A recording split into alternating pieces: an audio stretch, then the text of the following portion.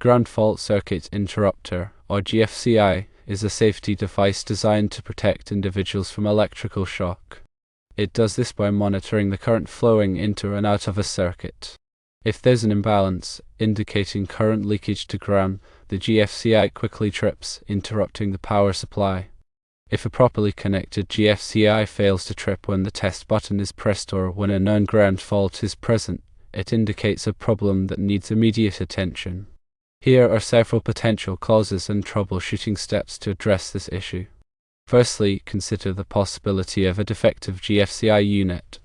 Even brand new GFCIs can sometimes be faulty due to manufacturing defects or damage during shipping. The simplest way to rule this out is to replace the unit with a different brand or model. If the new GFCI also fails to trip, then the problem likely lies elsewhere. Secondly, incorrect wiring is a common culprit. GFCIs are sensitive to proper wiring, and even a minor mistake can prevent them from functioning correctly. Begin by carefully examining the wiring connections to ensure they match the manufacturer's instructions. Pay close attention to the line and load terminals, as reversing these connections is a frequent error. The line terminal should be connected to the incoming power from the circuit breaker, while the load terminal should be connected to the downstream circuit that the GFCI is protecting. Also, check for any loose or disconnected wires, as these can disrupt the flow of current and prevent the GFCI from tripping. Ensure that all wire connections are secure and properly tightened. Additionally, inspect the wiring itself for any signs of damage, such as frayed insulation or corroded conductors. Damaged wiring can create resistance and impede the flow of current, potentially interfering with the GFCI's ability to detect a ground fault. Ensure the wiring is appropriately sized for the circuit's amperage. Using wiring that is too small can cause excessive voltage drop and heat, which can affect the GFCI's performance. Thirdly, a faulty ground fault path can prevent the GFCI from tripping. The ground fault path provides a low impedance route for fault current to flow back to the source, allowing the GFCI to detect the imbalance and trip. If this path is incomplete or has high impedance, the GFCI may not be able to detect the fault. Begin by checking the ground wire connections. Ensure that the ground wire is securely connected to the GFCI's ground terminal, as well as to the ground bus bar in the electrical panel. Also, check for any loose or disconnected ground wires along the circuit. An open ground connection in the circuit can also prevent the GFCI from tripping. Use a multimeter to test for continuity between the ground wire, the GFCI, and the ground bus bar in the electrical panel. If there is no continuity, there is an open ground connection somewhere in the circuit that needs to be located and repaired. Verify that the grounding system is functioning properly. This includes ensuring that the grounding electrode system is properly installed and connected to the electrical panel. A faulty grounding system can compromise the effectiveness of the GFCI. Fourthly, an overloaded circuit can interfere with the GFCI's operation. Excessive current flow can create a condition where the GFCI is unable to accurately detect a ground fault. Check for devices or appliances that are drawing too much power. If the circuit is overloaded, try reducing the load by unplugging some of the devices or appliances. A short circuit or ground fault elsewhere in the circuit can also cause the GFCI to malfunction. These conditions can create excessive current flow that overwhelms the GFCI's ability to detect a ground fault. Use a multimeter to test for shorts or ground faults in the circuit. Fifthly, a high impedance ground path can prevent the GFCI from detecting a ground fault. The impedance of the ground path is the resistance to the flow of current. If the impedance is too high, the fault current may not be large enough for the GFCI to detect. Check for long or thin ground wires. Longer ground wires have higher impedance than shorter wires. Similarly, thinner ground wires have higher impedance than thicker wires. If the ground wire is too long or too thin, try replacing it with a shorter or thicker wire. Inspect the grounding system components for cracks or corrosion. Cracked or corroded components can increase the impedance of the ground path. Replace any damaged components. Sixthly, receptacle compatibility is an important consideration. Some GFCIs are not compatible with certain types of receptacles. Ensure that the receptacle is suitable for the GFCI unit. Consult the manufacturer's instructions or a qualified electrician for guidance. Seventhly, surge or noise can sometimes interfere with the GFCI's operation. Electrical noise or surges can create false readings that prevent the GFCI from tripping. Try installing a surge suppressor or EMI filter to mitigate the effects of electrical noise or surges. Eighthly, the test button itself may be faulty. The test button on the GFCI is designed to simulate a ground fault and cause the GFCI to trip. If the test button is not working properly, it can give the impression that the GFCI is not functioning correctly. Use a known good load or a GFCI tester to verify the functionality of the button. If the test button is faulty, the GFCI unit needs to be replaced. Ninthly, power supply issues can affect the GFCI's performance. Ensure that the GFCI is receiving sufficient power from the circuit breaker or fuse. Check the voltage at the GFCI terminals using a multimeter. The voltage should be within the range specified by the manufacturer. If the voltage is too low, there may be a problem with the circuit breaker, fuse, or wiring. Tenthly, consider other factors such as electrical codes and electromagnetic interference. Electrical codes and regulations vary by region. Consult local authorities for specific requirements. In rare cases, electromagnetic interference from nearby devices can affect GFCI operation. Try moving or shielding the GFCI from potential sources of interference. In addition to these specific troubleshooting steps, consider a few general electrical safety tips. Always turn off the power to the circuit before working on any electrical components. Use insulated tools to prevent electrical shock. If you are not comfortable working with electricity, consult a qualified electrician. When dealing with electrical issues, always prioritize safety. If you are unsure about any aspect of the troubleshooting process, it's best to seek the assistance of a qualified electrician.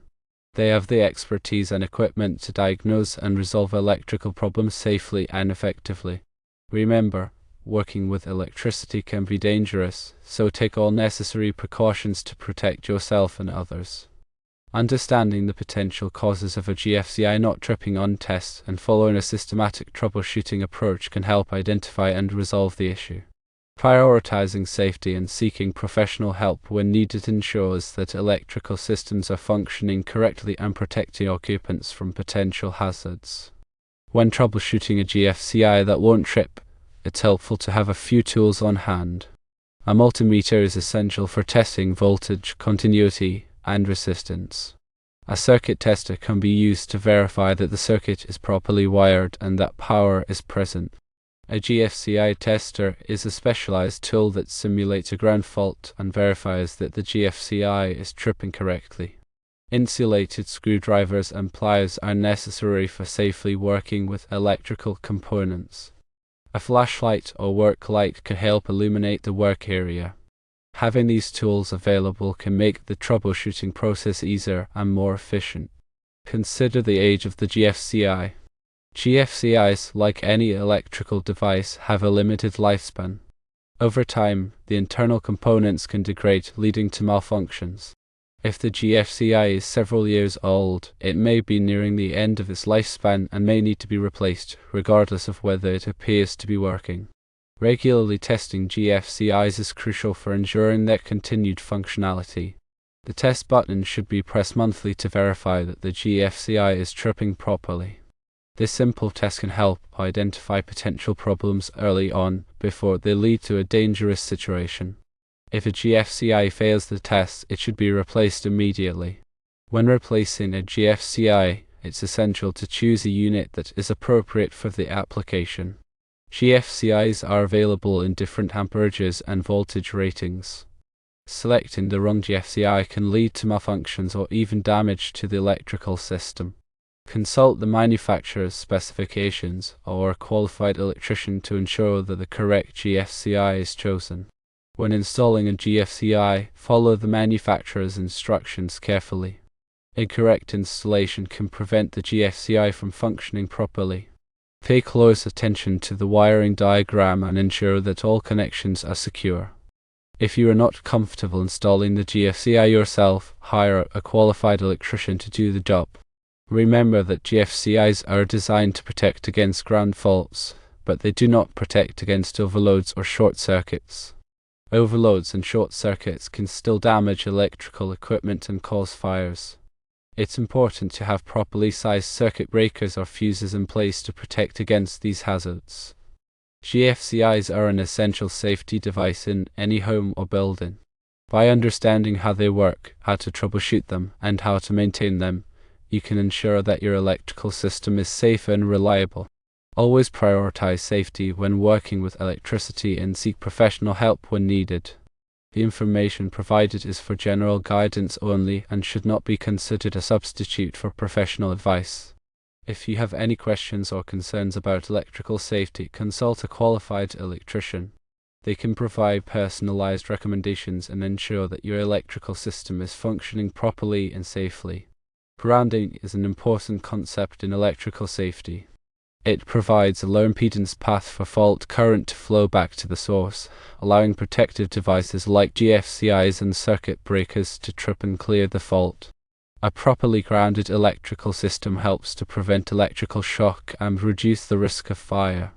The grounding system consists of several components, including the grounding electrode, the grounding electrode conductor, and the equipment grounding conductors. The grounding electrode is a metal rod or plate that is buried in the earth and connected to the electrical panel. The grounding electrode conductor connects the grounding electrode to the grounding bus bar in the electrical panel. The equipment grounding conductors are wires that run along with the circuit conductors and connect the metal enclosures of electrical equipment to the grounding bus bar. Together, these components provide a path for fault current to flow back to the source, allowing protective devices to trip and clear the fault. A properly grounded electrical system is essential for safety. It helps to protect people from electrical shock and reduce the risk of fire. If you have any questions or concerns about your grounding system, consult a qualified electrician. They can inspect your system and ensure that it is functioning properly and safely. In addition to GFCIs, there are other types of safety devices that can be used to protect against electrical hazards. Arc fault circuit interrupters, or FSIs, are designed to protect against arc faults, which are dangerous electrical conditions that can cause fires. Surge protectors are designed to protect against voltage surges, which can damage electronic equipment. These safety devices can provide an additional layer of protection against electrical hazards. It's important to choose the right safety devices for your needs and to have them properly installed. Consult a qualified electrician for guidance. They can assess your electrical system and recommend the appropriate safety devices to protect your home or building. When working with electricity, it's always best to err on the side of caution. If you are not comfortable working with electricity, or if you have any doubts about your ability to do the job safely, hire a qualified electrician. They have the expertise and experience to handle electrical work safely and effectively. Remember, electricity is a powerful force that can be dangerous if not handled properly. Always prioritize safety and seek professional help when needed. Finally, remember that electrical codes and regulations are constantly evolving. It's important to stay up to date on the latest requirements and to ensure that your electrical system is compliant. Consult local authorities or a qualified electrician for information on the electrical codes and regulations in your area. Compliance with electrical codes and regulations is essential for safety and can help to prevent electrical hazards. Electrical safety is a shared responsibility. By understanding the risks and taking appropriate precautions, we can all help to create a safer environment. Always be mindful of electrical hazards and take steps to protect yourself and others.